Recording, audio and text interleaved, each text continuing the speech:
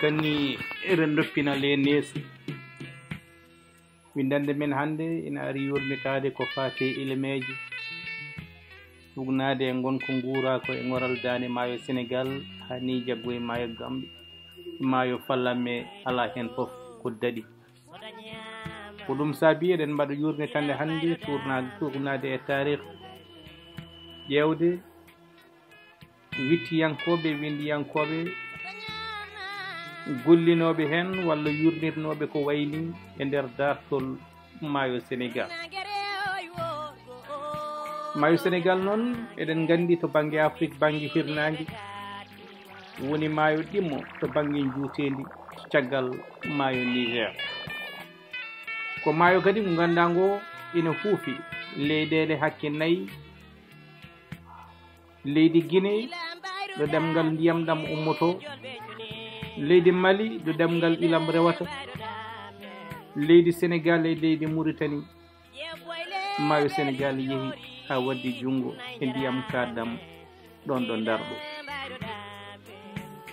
Windande men nde mbatten nde noon enen tubni e windande nde goto e wittiyankoɓe biteɗo Alioune Kane taw gandal makko yaari koye géographie nde wonno ko fati e ilameje maayo Sénégal.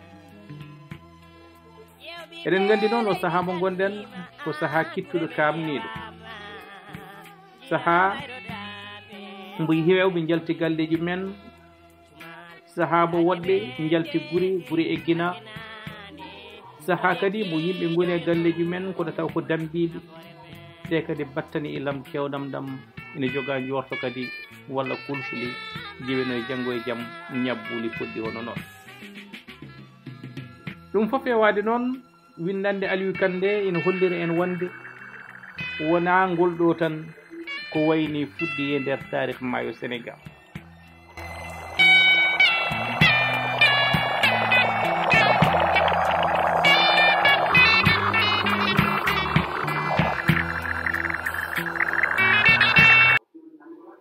O tugnima e ko faate ko ɗanniyankoɓe taw ko tubakoɓe arnoɓe yurnade ko goppiɗo hani en nate e ayawuji ɓoyɗi kolliroji en wonde ilameje e nder maayo Sénégal fuɗɗima ko adini 1903 woni hitande 1993. Nden hitande waɗi ɗum ƴettede tan ko nden ƴettana kuuli keeriɗi ngam ƴewde holno habtorte ɗemgal ndiyam ngal so kewendi mum tolnima won tolno. Ilameji ɓurtuɗi kalade to banggue tarikh ina ƴette to woɗɗi kono e wiide Alioune Kane ina teskina hen hitande 1827 1827 hitande 1841 1841 duuɓi ɗiɗi pawi hen 1843 duuɓi sappo pawi hen 1853 ɗo woni ilameji teskinde e nder tarikh wonande maayo Sénégal walla guri kufɗi ɗum. Kono Alioune Kane e wittoji mum ƴettoyiɗo woɗɗi saabu ƴettoyi guila 17e siècle woni hitande 1638 saabu ko nden tubakoɓe Farayse ñiiɓi eɗo wiyete Dunde Baba Dieye. Dunde Baba Dieye noon woni koto banggue hirnangue worgo wuuro Saint-Louis ngo. E nden hitande tubakoɓe wurnoɓe on ɗon nokku ɓuri tengtude e biteɗo Bochefort hardi hollirino wonde e on saaha ƴerogol maayo ngol yettinomo won tolno ta tolni e koɗorɗe mabɓe ɗo ko wiyete premier étage woni woodi kuɓeje mbuɗɗe. Kono e wiide makko koye hitande 1659 Farayse naɓe puɗɗi arde gam ñibde e tabidde e nokku ɗo Ndar woni ɗo hande. Ko caggal ilameje e natgol ndiyam e hitande 1851 e hitande kadi 1853 Farayse naɓe o on saaha felliti wadde gambol ngam ha hande tartinde wuuro Ndar ngo ha mbawa wonde ɗon ɓuri tengtude nokku on ɗon boɓe cuɓino wuuro. Louis Faidherbe ni ene jeeya kadi e sahande ari nde dariɗo e tabitinde ɗen golle e hitande ujunere temedde jeetati e capanɗe joyi e jeenayyi e nokkuji mbaɗi no Kassak. kono hay ɗum ko fewduno wiyama wonde ɗemgal ndiyam e on saaha itti ɗum ɗon. hedde hitande ujunere temedde jeetati e capanɗe jeegom e wiide Alioune Kane liyatina vaisseau Baraouzek joli e laana mum. laana ka rewi ɗemgal ndiyam to banggue ilam ha nanni ɗum ɗo ilam miijano ko ina yetto woni e nder Ferlo taw hande ko nokkuji jeeren. caggal ngunɗon jinnu kanko on noon liyatana o hollirini wonde ndeke wonno ndiyam ɗam tolnoto ina amno neɗɗo ƴetta laana ummo maayo Sénégal yaha ha naato e Gambie taw rewi koye lac de Guiers o rewa kadi e calli Ferlo. ɗam ndiyam kadi ina heewanno wona tan to banggue Sénégal kono hay to banggue Mauritanie to ha yetto e nokkuji ɓurɗe woɗɗude. tubako goɗɗo biteɗo Duron e hitande ujunere temedde jeetati e capanɗe jeeɗiɗi e joyyi 1875 holliri wonde hakkude nokku biteɗo Cap Mirique kañum e duunde Tider maayo Sénégal ina yettatono toon ha nanggodira e ɗemɗe ndiyameje goɗɗe ummide e nokkuji goɗɗi. ko ɗum kadi settini biteɗo Galeni e hitande ujunere temedde jeetati e capanɗe jeeɗiɗi e jeenayyi holliri wonde yam heewino no feewi e nder waalo.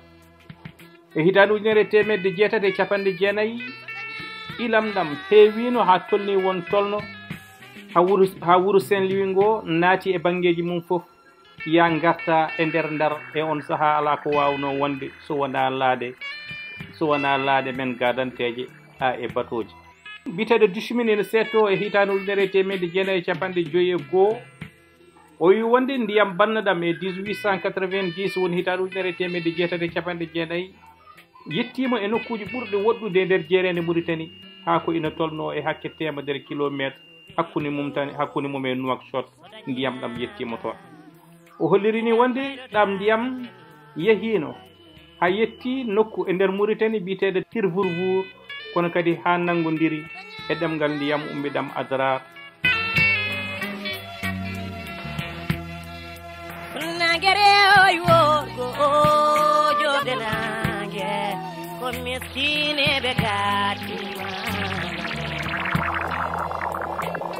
caggal ɗin dumunnaji yoro duumimo yoro ngo duumi ha yimɓe dutti e hodde nokkuji ɗi gadora ko waɗede yimɓe ɗamtidini moƴƴere Allah walla ilam ɓurtudam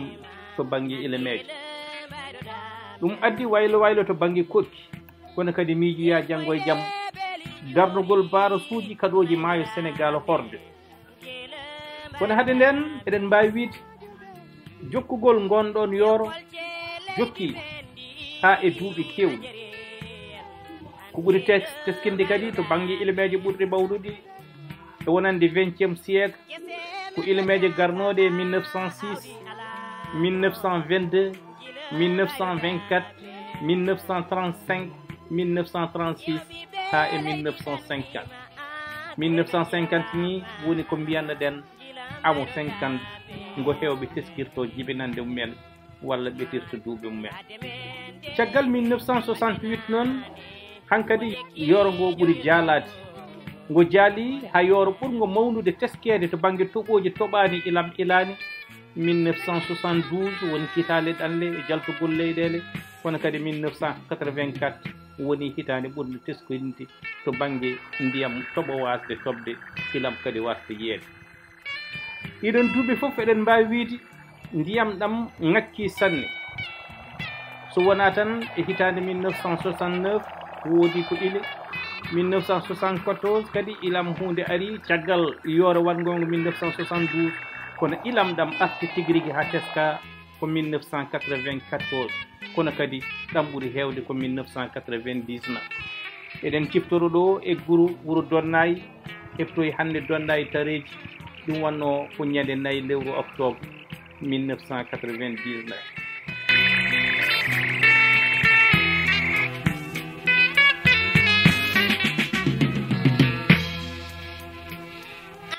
mbele barusuji ɗi wonko mbaɗi hen walla ala ganden kam ko adi fof barusuji ɗiɗi mbaɗama e maayo Sénégal hen goto waɗa to wiyete Jama woɗɗani Ndar goɗɗo waɗa to wiyete Manantali koye nder leydi Mali ɗiɗo barusuji noon addi ɗumen ko wadde régulé ndiyam ɗam woni yerodirde ɗo saabu teskama wonde caggal yoroji 72 et 84 maayo ngo faano koye horde saabu waɗino e won nokkuji yimɓe mbattina taccude maaje taw ina wayna koye juwam ko ɗum saabino ngam wurtinde maayo ngo maha barage Manantali on ɗon barage mahira ko ngam faddade ndiyam ummotoɗam to Fouta Djallon so foti yawtinde ɗam yawtina kono kadi eɗen nganndi nde hitande maayo ngo ƴeri hani eɗen mbawi wiide ko ina ɓurto on ɗon barage woni ko wiyetede lâché waɗi goppitte to banggue ndiyam naatɗi e maayo ngo hankkadi woni barasuji ɗi mbawa wadde contrôlé ngoɗo maayo barage mo Jama kañum waɗira ko falade ndiyam ala waɗira ko falade ɗemgal ndiyam kaɗɗam ummade Saint-Louis faade Podor fay ha Matam saabu kitale ina teska e kitale capanɗe 8 ndiyam kaɗɗam wattina nadde e maayo Sénégal e won lebbi watti yaade ha faandi Podor ɗum noon so tawi koye on fannu fandale ɗe goɗɗani yettade yanti hen kadi ko wiyete la navigabilité weftinde ya garta e maayo Sénégal ngo juutede mum qimate hakke 1,8 kilométre ngakkude seeɗa ko ɗum ɗo wonno sababu beele batoji ene mbatta yaade hen maayo ngo wurtu hono no wurduno e kitale gadane ɗe barage Jama kañum fewna ko hitande 1985 1985 mbiɗen ko ngam falade ndiyam kaɗɗam fuɗɗinoɗam nadde kono kadi barage Manantali kañum gasi fewnede koye hitande 1987 1987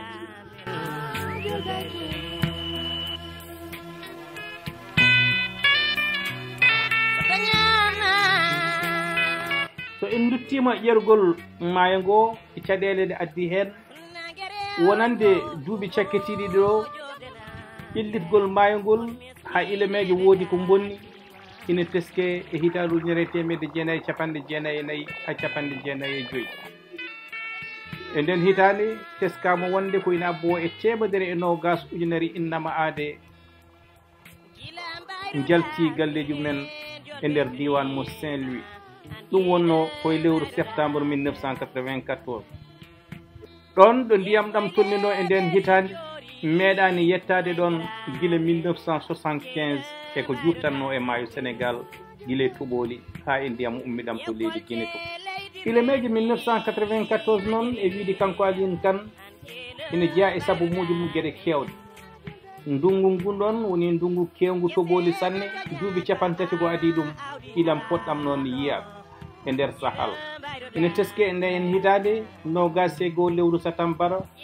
e ñalawma goto walla e waktu goto ko ina tolno e 132 millimétre jippimo e nder diwan mo Saint-Louis o lade men de barkenane ko lekki jogen ɗum ciftina kadi ko yoroji ɗi goni sababu ha ñiɓgol won gure sabu guri kewɗe guurɗe e dande maayo ina jogui cincorɗum men to jeeri walla to jeejo ngol kala wuro wuranno e dande maayo koye saaha nde ndiyam bippi ha ndiyam yalti yimɓeɓe tillito e waalo e on saaha ni ina hawre ɓe coñi jeeri ɓe gollo guese waalo fale e mboltoji hay ko abbeti hen so tawi ndiyam artoyi kadi yimɓeɓe eggo taw woppote ɗon ko galle goto walla galleji ɗiɗi ɓen ɗon gona e nder ɗen ɗon toccoɗe wonano koɗorɗe ñiɓɗe gonno hande noon nokkuji ɗi gonti koɗorɗe ñiɓɗe hani gonti guri tattamaji kewɗe ɓufɗe maayo Sénégal hitande hikka nde noon woni hitande roftine mbawɗen wiide to banggue kadi ilemeji kono noon ene jeeya e sababuji ɗi kadi leydi ndi ne fattiri no koɗorɗe jaccinira ha yimɓe koɗoyi e nder ilemeje ɗum ɗon ine wawi jeeyede e sababuji jeeyaɗi hen kono gaga ɗum ɗon kadi hodde won nokkuji darnogol guese e nokkuji ɗe ilam rewatno ha ndiyam ɗam so dambima so dambitima jibinoye fitinaji addi caɗele kewde e nder guri kewde nder diwan Matam, guri kewde e nder diwan mo Saint-Louis guila falde Podor ha yi fay yeeso fof kam tini kewgol ndiyam e nder nde ɗo hitande. Heddi noon ko laamu ngu holi darde ne foti darade, sabu teskede wonde eɗen jogii gure ɗo ilata ɗo ha ɗo eɗe naata, ɗum ɗon tawata ko Sénégal fof boni walla Sénégal fof fusi. ɗen ɗon guri baɗanaɗi Gambi kisna kulla kisna guri leydi Sénégal fof timɗe dane maayo no mbawi ɗum waɗaneɓe. gaga ɗum ne kadi teskuyu wonde maayo Sénégal nayorto ko banggue Sénégal ga ɓuuri hewde hen kadi ngo ñamirta ko leydi Sénégal ko ɗum saabi nokkuji kewɗe jeehi hande ndiyam. ɗonne kadi ko wiyete érosion ko laamuji ɗi ko kañumen tan mbawi darade kan do gure ɗe mbaɗana ɗumen kaaƴe walla mbaɗana ɗumen foruji, mbaɗana ɗumen kaaƴe so tawi kay mbawa wadde won mahanteje mbawɗe faloyade ndiyam ɗam ɗo woodi. gaga ɗum ɗon ko foti wawde waɗede to banggue kaaƴe, yimɓeɓe koye men gonkum men ne foti hisnede. kono kadi so tawi Allah waɗi ko waɗanno moni foof dendagal yimɓeɓe ne poti tinde koye men e maale potal laamu ngu fonda ɗumen to banggue caɗele guurade. kala ko ina addana laamu leydi Sénégal yillade to banggue hoorejo leydi e diwanuji mbaɗina Bakel e Tambacounda ina foti tawde kay ko jolde e hélicoptére tan yaaha o wawa timorde hen holko joole Fouta e Kumbare gila Matam tan ha Podor. ɗum so waɗi ma ande ɓiɓɓe leydi ɗi foof poti e onnon fannu so tawi kay ɓe laamu heeɓi humpito huftidingu te laamu wawa wiide mi tinaki. gaga ɗum ni kadi ko ɓuuri ko hen hewde so tawi ni ina jokki eɗen gandi dokkuji kewɗi ko jogorɗe momtade e nder taari guri e nder leydi Sénégal. te ɗum so waɗi ko ɗum basal te woto jejjiten wonde to banggue guura waalo ngo hayso tawi koɗorɗe ɗe wonno mbayi ko kañumen jogui guuro ko ɓuuri ko hen hewde e nder won nokkuji guila e jeeri ndi hay ko abbiti hen. nden noon wasde darade wadde won gueɗe wonko ɗum jibinoy to janggo e jaam. yewtere moon boowal ganni rendo pinal e neesu ko ɗo woni komin ɓeftan noon to banggue tarih ilmeje e nder leydi Sénégal, leydi Mauritanie ha e nder leyɗele ɗe maayo Sénégal huufi.